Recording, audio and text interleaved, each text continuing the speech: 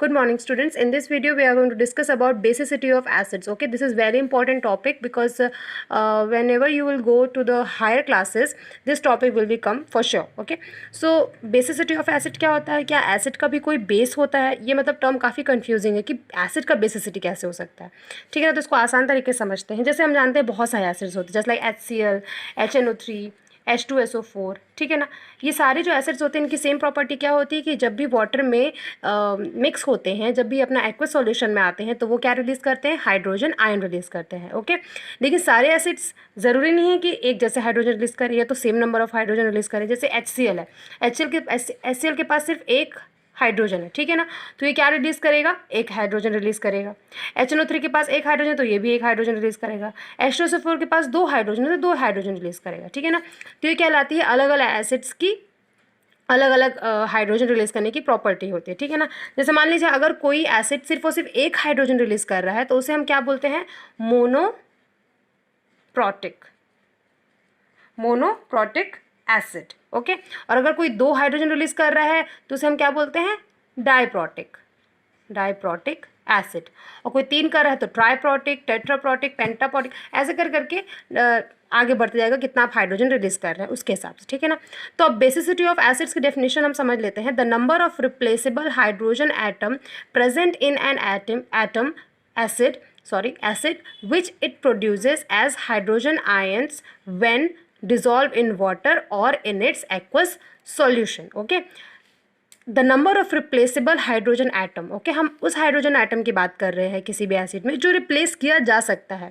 ठीक है ना, क्या सारे हाइड्रोजन रिलीज कर दिए जाएंगे किसी भी एसिड में? अगर मान लीजिए किसी एसिड्स में 5 हाइड्रोजन एटम आपको दिख रहे हैं. ठीक है ना, ज़रूरी नहीं है कि पाँचों के पाँचों हाइड्रोजन वो रिलीज़ करेगा. वो एक टर्म पे डिपेंड करता है, वो हम आगे चल के पढ़ेंगे. ठीक है ना, तो एटम में जो हाइड्रोजन, जितने हाइड्रोजन रिप्लेसेबल हैं तो उसे हम बोलते हैं बेसिसिटी ऑफ एसिड. ओके, अगर वो एक हाइड्रोजन बस रिलीज करेगा जब भी वो अपने एक्वस सॉल्यूशन में जाएगा तो उसे हम बोलेंगे मोनोबेसिक एसिड्स. जिसका एग्जांपल मान लीजिए, बहुत ही आसान एग्जांपल, HCl. जब भी एक्वस सॉल्यूशन में जाता है तो हमेशा ये एक हाइड्रोजन रिलीज करता है और दूसरा क्लोरीन रिलीज करता है. ठीक है ना, क्योंकि अब इसके पास एक भी हाइड्रोजन एक्स्ट्रा नहीं बचा है, सिर्फ एक हाइड्रोजन है, उसको उसने रिलीज कर दिया. तो अगर ये एक हाइड्रोजन रिलीज करेगा तो वो एसिड क्या कहलाएगा? Monobasic acid. Okay, now second one is dibasic acids. ऐसा एसिड जो दो हाइड्रोजन रिलीज करे अगर वो पानी में जाए तो अपने एक्वस सॉल्यूशन में. ठीक है ना, याद रखिएगा, इन वाटर और in its aqueous solution. Okay, so dibasic example जानते हैं हम, H2SO4.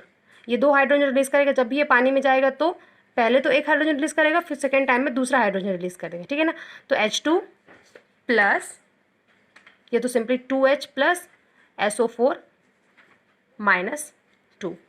ओके, तो ये दो हाइड्रोजन रिलीज किया तो H2SO4 कैसा एसिड हो गया? Dibasic acid. अब बात करते हैं ट्राइबेसिक एसिड. सिंपल है, H3PO4. ओके, H3PO4 ये तीन हाइड्रोजन रिलीज करेगा, 3H प्लस प्लस कितने बचे? PO4 3 minus. ओके, तो ये होता है ट्राइबेसिक एसिड. ऐसा करके टेट्राबेसिक, पेंटाबेसिक, ऐसा करके जितना हाइड्रोजन वो रिलीज कर रहा है उसके हिसाब से हम क्या बोलते हैं? एसिड्स डिफरेंट टाइप्स के होते हैं, मतलब अलग अलग एसिड की अलग अलग बेसिसिटी होती है. बट एक बात आपको ध्यान रखना है कि बेसिसिटी इस चीज़ पर डिपेंड नहीं करती है कि उस एसिड में कितना हाइड्रोजन है. जैसे मान लीजिए मैं बात करती हूँ यहाँ पे एक एसिड की, CH3COOH. अब इसके पास कितने हाइड्रोजन है? ये 3, ये 1, तो टोटल 4 हाइड्रोजन है. तो आप ये बोलोगे कि इसकी बेसिसिटी कितनी है? 4 बेसिसिटी है. टेट्रा बेसिक एसिड होगा ये. लेकिन ये टेट्रा बेसिक एसिड नहीं होता, ये होता है मोनोबेसिक एसिड. क्यों? क्योंकि ये सिर्फ और सिर्फ एक ही हाइड्रोजन रिलीज करता है. ठीक है ना, कैसे?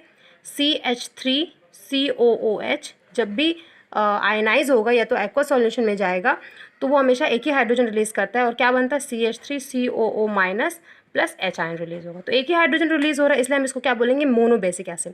लेकिन ये किस बात पे डिपेंड करता है? क्यों हमेशा एक ही क्यों सारे हाइड्रोजन ये एसिड रिलीज नहीं कर रहा है? ठीक है ना, तो ये किस बात पे डिपेंड करता है?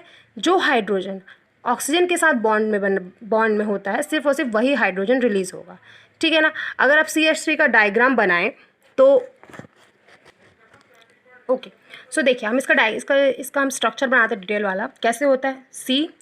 C के साथ 3 हाइड्रोजन बॉन्ड में रहते हैं, जैसे ये एक हाइड्रोजन, ये हाइड्रोजन, ये हाइड्रोजन, ओके, अब उसके बाद क्या बचा, COOH, एक C के साथ डबल बॉन्ड में एक ऑक्सीजन और दूसरा OH। ओके, सो हम देख सकते हैं यहाँ पे 1 2 3 4 हाइड्रोजन है, लेकिन यहाँ पे सिर्फ और सिर्फ ये वाला हाइड्रोजन रिलीज होगा, क्योंकि ये वाला हाइड्रोजन सिर्फ ऑक्सीजन के साथ अटैच है। बाकी ये हाइड्रोजन ये हाइड्रोजन किसके साथ बॉन्ड बना रहे हैं, कार्बन के साथ, लेकिन ये वाला हाइड्रोजन ऑक्सीजन के साथ बॉन्ड बना रहा है, तो सिर्फ और सिर्फ ये वाला हाइड्रोजन रिलीज होगा। ठीक है ना, ये चाह के भी ये रिलीज नहीं कर सकते क्योंकि ये कार्बन के साथ बॉन्ड है। अब हम देखते हैं, मान लीजिए H3PO4 का एक डायग्राम देखते हैं, कैसे बनता है बॉन्ड। 1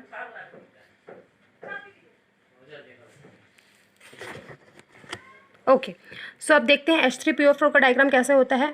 P के साथ एक डबल बॉन्ड में ऑक्सीजन होता है और P के साथ एक सिंगल बॉन्ड में 3 ऑक्सीजन जुड़े होते हैं और हर एक ऑक्सीजन के साथ एक हाइड्रोजन जुड़ा होता है।